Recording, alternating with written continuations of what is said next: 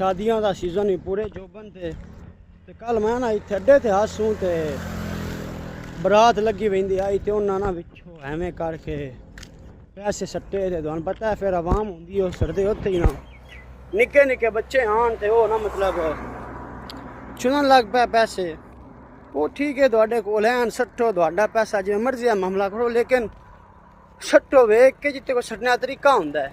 वो सट्टे ही ना उत्थे। वालेकुम सलाम उत्थे सट्टे ही ना ते मसला की बनया बच्चे भज्जे न हुण बच्चों ते पैसा दिसदा पिया ही उन्हां चाहुंदे कोई आइसक्रीम खांदा कुछ भी करते हो कम दी शै हर बंदे कोल होना चाहिदा। बच्चे भज्जे ते पिच्छों होर ट्रैफिक आ रही आई उदो 3 जातक जरन गड्डी थल्ले आऊआ ते मेरे गल करने का मकसद यही आई कि पैसे सड़ने भी आ तरीके नाल सट्टो अगर बाला वाधू आ गया ते